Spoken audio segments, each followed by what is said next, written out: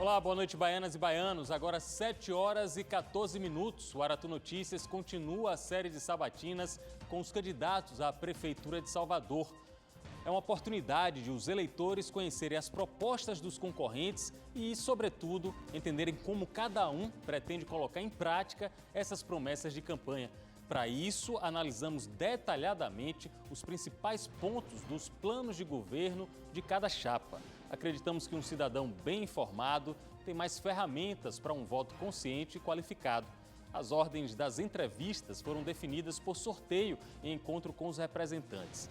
Hoje, o sabatinado é Giovanni D'Amico, do PCB. Boa noite, Giovanni. Boa noite, Pablo. A partir de agora, a gente começa a contar o tempo de 17 minutos de entrevista. Giovanni D'Amico, Giovanni Montalvão D'Amico, tem 32 anos, é geógrafo formado pela UFBA, além de mestre em ciências sociais. É professor da rede pública estadual e ele é candidato pelo Partido Comunista Brasileiro e tem como vice a estudante Cheyenne Ayala. Candidato, em entrevistas o senhor vem falando sobre o déficit habitacional. Segundo as informações do senhor, são mais de 140 mil unidades em déficit, sendo que tem 250 mil unidades desocupadas, de acordo com o que o senhor falou em entrevista na Salvador FM no dia 6, no último dia 6. Como é que o senhor pretende resolver esse problema? Bom, primeiro é uma honra estar aqui, Pablo, agradeço o convite, também os nossos telespectadores que estão aqui acompanhando. Essa é realmente uma realidade impactante, né? Primeiro, a gente tem um número muito grande de pessoas sem casa em nossa cidade, por outro lado, um número ainda maior de moradias em situação ociosa. Primeiro, eu costumo dizer que esse é um aspecto inconstitucional que vem sendo praticado e a Prefeitura vem deixando correr solto.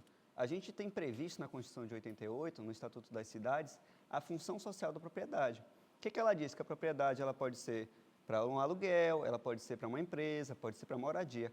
Agora, não é previsto uma moradia ficar fechada 10, 15 anos, sem nenhum tipo de uso, apenas para especulação imobiliária. Né? Ou outras que você sequer tem uma edificação, são terrenos abandonados, que a gente chama de terrenos de engorda. O senhor, desculpe interromper, o senhor desapropriaria esses imóveis? Isso aí também não seria inconstitucional, tomar a propriedade privada? Muito pelo contrário. Quando essa propriedade privada não cumpre a chamada função social, a própria Constituição de 88 já prevê que essa propriedade ela está com um funcionamento indevido e, portanto, aí sim é de direito do Estado, na legislação hoje vigente, que essa propriedade seja tomada ou reapropriada pelo Estado para que se faça cumprir o que está previsto na lei.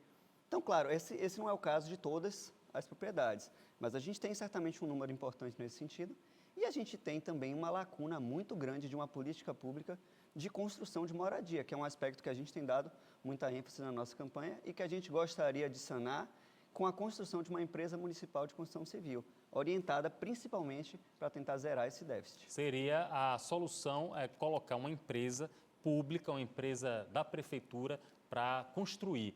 Qual seria a estimativa de construção de unidades, já que em 4 anos eu acredito que não daria para zerar o déficit de 140 mil unidades? Certamente, zerar esse déficit em 4 anos é um pouco difícil, embora a gente tenha algumas experiências ousadas mundo afora de até cidades inteiras sendo edificadas em 5, 6 anos, como é o caso da China, por exemplo.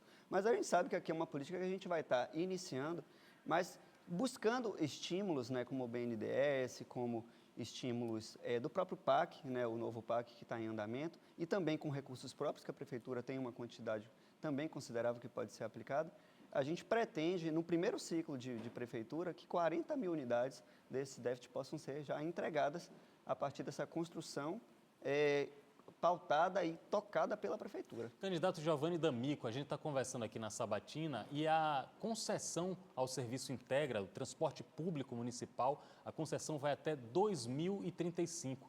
Eu li no plano de governo do senhor que uma das propostas é municipalizar esse serviço, fazer com que o transporte público seja feito pela prefeitura e, para isso, teria que haver um rompimento desse contrato de concessão. Além disso, segundo estimativas da própria prefeitura, da Secretaria de Mobilidade, é R$1 bilhão o custo anual total para o sistema público de transporte. Como é que o senhor resolve essa equação diante do plano de governo?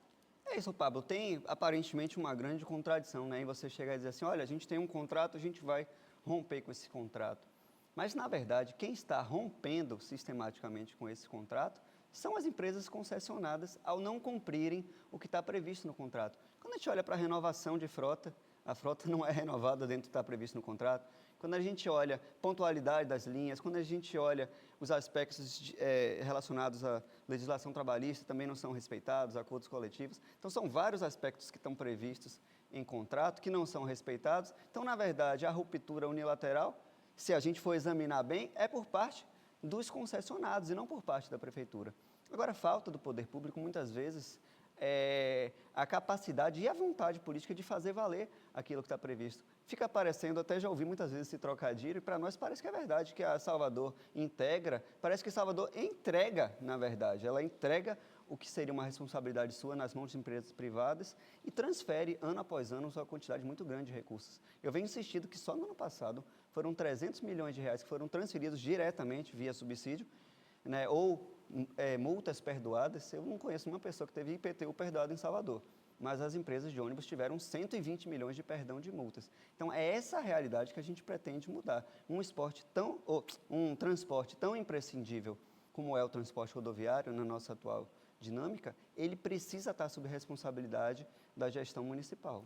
Vamos falar do Carnaval, que no plano de governo de Giovanni D'Amico, ele assinala uma reestruturação completa do Carnaval, inclusive modificando circuitos. A pergunta para o senhor: as pessoas que têm contratados, por exemplo, um serviço de aluguel, um serviço de camarote em determinado circuito, essas pessoas não seriam penalizadas com alguma mudança no circuito do Carnaval? E qual seria o prazo que o senhor adotaria para fazer essa mudança? Seria de um ano para o outro? Teria uma carência para as pessoas se programarem? Bom, Pablo, em realidade, a gente tem em vista, não é uma ideia de desfazer os circuitos existentes. A nossa ideia, na verdade, é maximizar outras possibilidades de circuitos que hoje estão abandonados. Salvador perdeu o seu impulso de ter carnaval de rua, propriamente dito, de ter as experiências nos bairros. Tanto o Rio de Janeiro quanto São Paulo, de uma década para cá, vem revitalizando de uma maneira extremamente interessante essas experiências de cultura local. E no nosso caso, a gente só tem injetado cada vez mais recursos num modelo que a própria Ivete Sangalo esse ano falou: gente, assim não está dando. Ninguém está dando conta de um espaço confinado, as ruas estão saturadas, a gente injeta mais dinheiro porque o próprio modelo tem se mostrado deficiente. Então, a gente quer explorar outras possibilidades, não só para o Carnaval, mas para a cultura baiana o ano todo, para que a cidade de Salvador trabalhe o potencial de cultura sem ser só janeiro, fevereiro, e acabou. A gente quer uma Salvador o ano todo pulsando, né? Isso vai significar emprego, contratação para o ano todo, isso vai ter vários aspectos positivos. Quero falar sobre educação. No plano de governo do candidato Giovanni D'Amico, ele coloca a necessidade de início das aulas a partir das 6 horas da manhã. Eu quero saber se isso tem algum impacto com segurança pública, com pais e estudantes saindo praticamente na madrugada à noite, e também sobre a educação de jovens adultos, EJA. Segundo o Ministério Público do Estado, no ano passado, eles fizeram um termo de ajustamento de conduta com a Prefeitura, porque tinham chegado denúncias do fechamento de pelo menos 44 unidades que praticam o EJA. Qual a solução do senhor para o EJA e também por que 6 horas da manhã início de aulas? Pois, Pablo, são duas dinâmicas importantes de serem observadas. Primeiro, para toda mãe trabalhadora, principalmente, os pais também, mas principalmente as mães que saem de manhã cedo, precisam deixar seus filhos na escola, tem sido extremamente desafiador. E as denúncias, se você ligar a qualquer rádio, você aqui está muito melhor informado que eu, vai saber disso, são cotidianas, de que a escola era para abrir 8, não abriu, a mãe fica na porta da escola esperando até 8h30, 8h40, às vezes está chovendo, a gente tem diversas situações complicadas, as mães se atrasam para o trabalho e a gente não tem dado conta de uma demanda que está aí. As mães trabalhadoras normalmente têm deslocamentos longos. Você imagina ser uma pessoa que sai de Cajazeiras e vai trabalhar no bairro da Graça, por exemplo, ela precisa deixar seu filho na escola no meio do caminho. Então, quando a gente garante uma abertura mais cedo da escola, a gente está contemplando as diversas dinâmicas familiares para que esses pais trabalhadores possam estar tranquilos que o seu filho está no ambiente escolar. Agora, não necessariamente os pais precisam levar os seus filhos para a escola, esse é um aspecto importante. O poder público tem potencial de garantir um transporte escolar que hoje não é utilizado. Então, frequentemente, os pais precisam fazer trajetos distantes e que destoam do percurso que vai fazer para o trabalho, o que encarece o que dificulta e ainda precariza ainda mais na sua dinâmica de transporte quando você faz um trajeto desnecessário, que a prefeitura pode cumprir com o transporte municipal, com profissionais treinados, que dê conta dessa dinâmica da nossa juventude. O outro aspecto é a questão do EJA, e que é, assim, muito triste ver que Salvador está crescendo em índices galopantes de analfabetismo, né? E já tem alguns anos que esses índices aumentam, e a nossa principal ferramenta de alfabetização, especialmente alfabetização fora de época, para quem por algum motivo, né, ficou atrasado, era a educação de jovens e adultos. Então a prefeitura vem fechando turmas. A gente precisa não só reverter esse processo de fechamento de turmas, mas também precisamos de um outro olhar para o EJA. A gente tem uma dificuldade de localizar turmas de EJA para o Fundamental 2, por exemplo. Então fica às vezes um vazio. A pessoa até às vezes consegue a alfabetização, mas depois não consegue fazer uma 4ª série, um 6º ano, um 8º ano. Então o Estado também tem uma dinâmica, mas é outra, mas que também tem um olhar complicado para o EJA, que a gente vai precisar enfrentar esses dois. Agora, se a gente quer uma Salvador sem analfabetismo, a gente precisa, por um lado, reforçar a educação no tempo regular, mas também reforçar a educação de jovens e adultos para quem, por algum motivo, ficou atrasado no processo.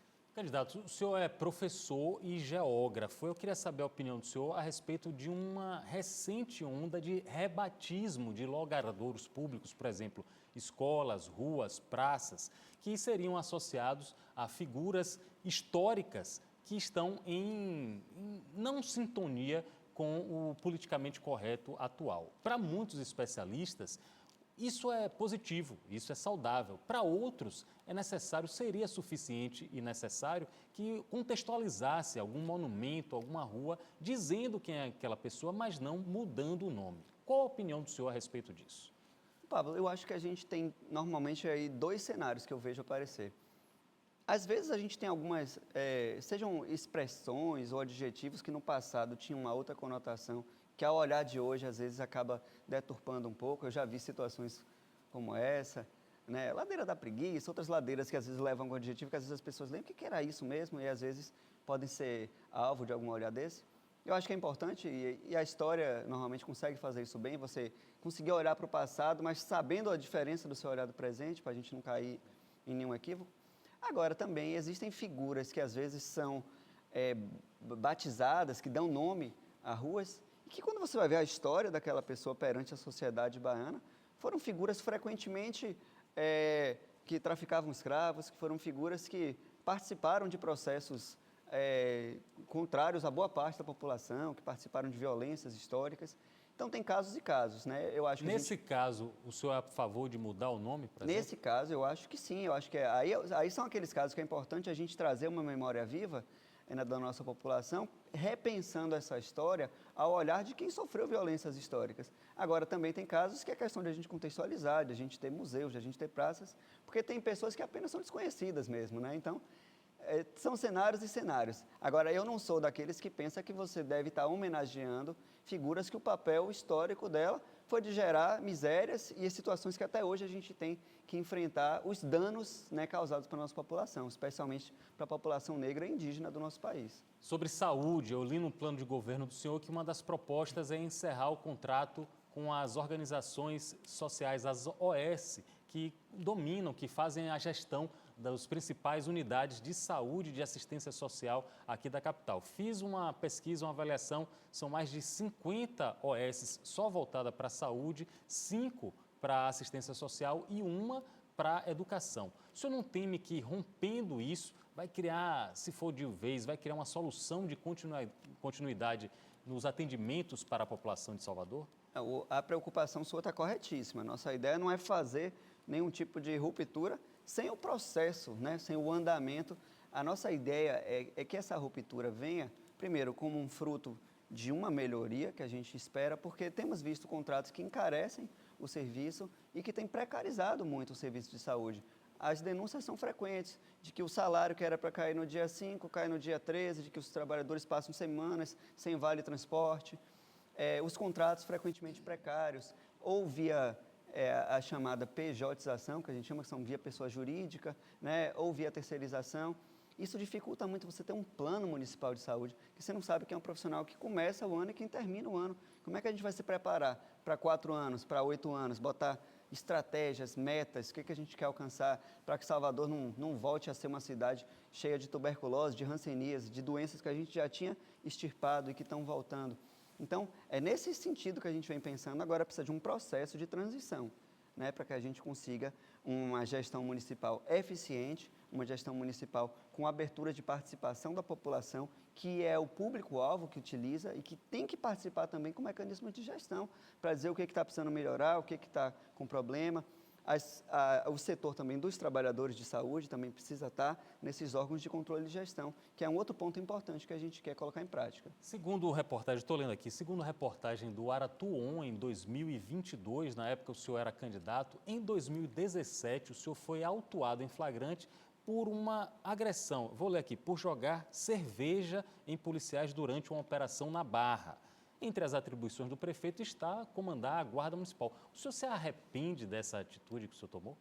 Não, certamente não. Na verdade, eu não joguei cerveja em ninguém. A autuação acabou confundindo as pessoas presentes no local. O senhor estava com um grupo de amigos, Eu né? estava com um grupo Foi de levado amigos para a na delegacia? noite de Natal. Né, um primo meu tinha vindo, a gente estava na noite de Natal na Barra, quando a polícia começou a agredir uma pessoa em situação de rua que estava ao nosso lado durante todo o tempo que a gente estava naquele local. Então, foi uma pessoa que às vezes passava, pedia um copo de cerveja, né, uma coisa assim, a gente dava, ele estava lá parado. No mesmo tempo que eu estava passando, esse moço estava lá. E passou uma viatura e simplesmente começou a agredir aquele rapaz, dizendo que ele tinha roubado não sei quem, sendo que ele estava ali, pelo menos todo o tempo que a gente estava, ele estava ali parado. Então, a gente interviu, dizendo que aquela agressão estava violenta, que ele já estava rendido, que ele estava no chão. E a agressão acabou se transferindo para nós, as pessoas que estávamos ali, né, apenas passando a noite na Barra.